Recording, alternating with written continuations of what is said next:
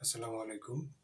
প্রিয় দর্শক, জমি দখলকারী বা ভূমি দখলকারীদের জন্য বড়ই দুঃসংবাদ। নতুন আইন এমন একটা বিষয় নিয়ে আসছে যেটা খুবই দুঃখজনক।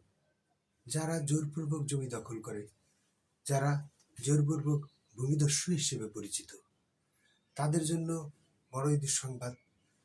যদি নতুন ভূমি আইনের 4 ধারা খুবই গুরুত্বপূর্ণ, এটা যদি অ্যানালাইসিস করে কোনো ব্যক্তি, তাহলে ভূমি অপরাধের ধারের কাছেও যাবে না।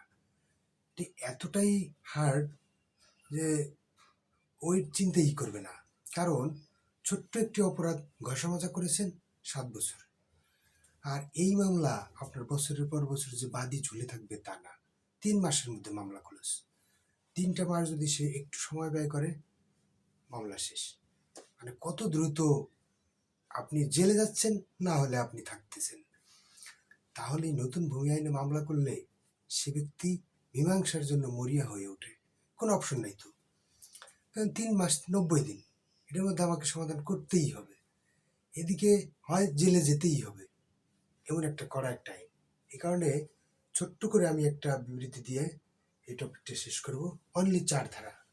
আমি আর এক টপিকে আরেকটা ধারা এভাবে প্রতিদিন একটা করে ধারা বিশ্লেষণ করব।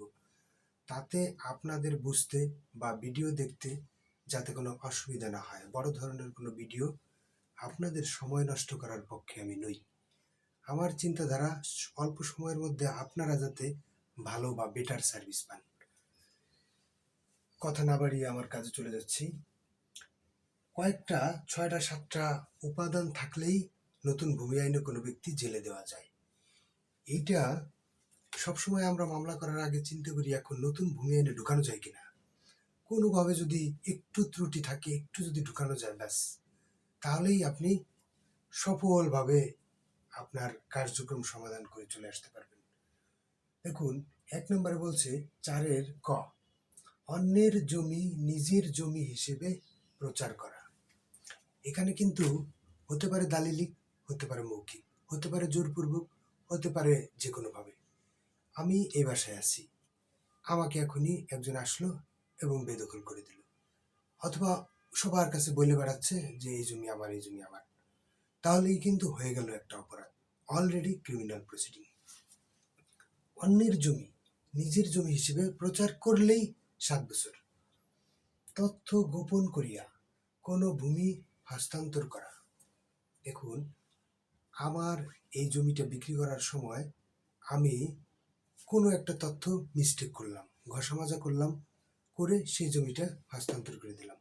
সেটা যে কোনো হস্তান্তর, ট্রান্সফার হতে পারে। এই কাজটা যদি করি, গোপন করিয়ে কোনো কিছু যদি লুকায়িত রাখি, পরবর্তীতে যদি জানা যায়, সেই ক্ষেত্রেও 7 বছর তার কারাদণ্ড। গ নম্বর বলছে নিজের পাওনার চেয়ে বেশি জমি হস্তান্তর করা। গুরুত্বপূর্ণ একটা টপিক। দেখেন, আমরা কি করি, ভাইরা বোনদের সম্পত্তি আর বোনদের না দিয়ে, অন্যান্য ভাইকেও না দিয়ে, আমার দাগে যতটুকু পাবো তার চেয়ে 3-4 গুণ, তার চেয়ে বেশি জমি বিক্রি করে দিই। এটা কি? এটা আগে কোনো অপরাধ ছিল না, ভুল। এটা এখন সম্পূর্ণ অপরাধ। যদি কোনো ব্যক্তি এই কাজটি করে, 7 বছর কারাদণ্ড। দেখুন, যখন আপনি মামলা করবেন, এই একটা ধারা দিয়ে মামলা করবেন, আরও কয়েকটা ধারা দিয়ে ক্ষতিপূরণ সহ মামলা করবেন। এই আইনে ক্ষতিপূরণের ব্যবস্থা করা হয়েছে যে আপনি একটা জমি, আমার জমিটা নামজারি করে ফেলছেন, আমার জমিটা আরেক জায়গায় দিয়ে দিচ্ছেন, আর আমি বসে থাকবো, এটা এটা এই আইন সমর্থন করে না। 4 নম্বর, মিথ্যা পরিচয় দিয়া বা মিথ্যা লোক সাজিয়া কোনো জমি হস্তান্তর করা। দেখুন, গতকালকে আমাকে একটা ফোন দিছে খুলনা থেকে, যে ভাই আমি পাওয়ার দেই নেই, আমি জানি না, অথচ দেখি যে আমার নামে রেজিস্ট্রি হয়ে রয়েছে, পাওয়ার অব অ্যাটর্নি, দলিল রেজিস্ট্রিও আছে, বালাম বইও আছে, টিপসইও আছে। কত বড় জালিয়াতি দেখছেন? তো এই জালিয়াতি এখন আর হবে না। যদি এই জালিয়াতি ধরা পড়ে, ধরা তো পড়বেই, কারণ আমি মামলা করেছি, আপনিও ওই মামলাটা পড়ে তারপরে আপনি একটা ডিসিশনে যাচ্ছেন বা যাওয়ার জন্য উদ্যোগ নিচ্ছেন। 5 বলছে মিথ্যা বিবরণ সংবলিত কোনো দলিলে স্বাক্ষর করা।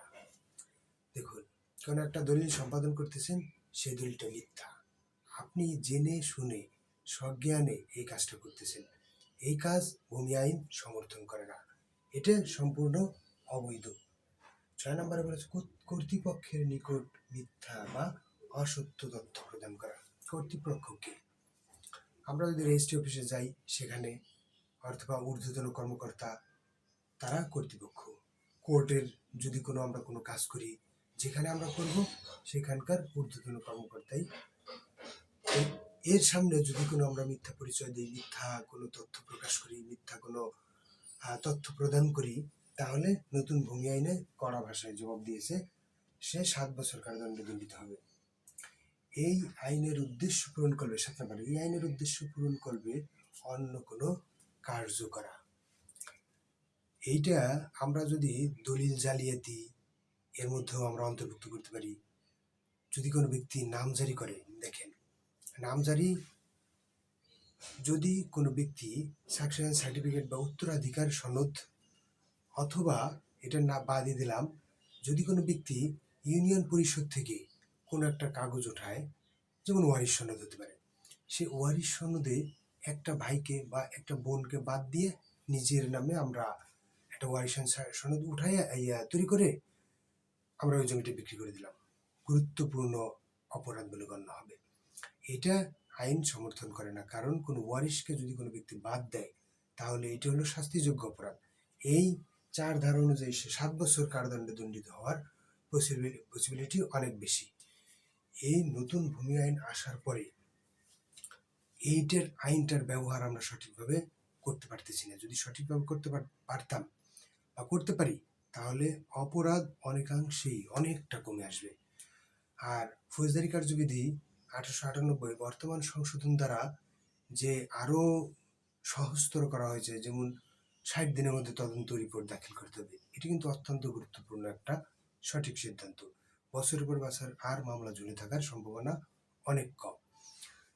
ভিডিওর মধ্যে যদি কোনো বিষয় জানার থাকে, তাহলে কমেন্টস করতে পারেন। পরবর্তী ভিডিওর জন্য অপেক্ষা করুন, অথবা কমেন্টসে কোন ভিডিও করব কমেন্টসে লিখে দিন।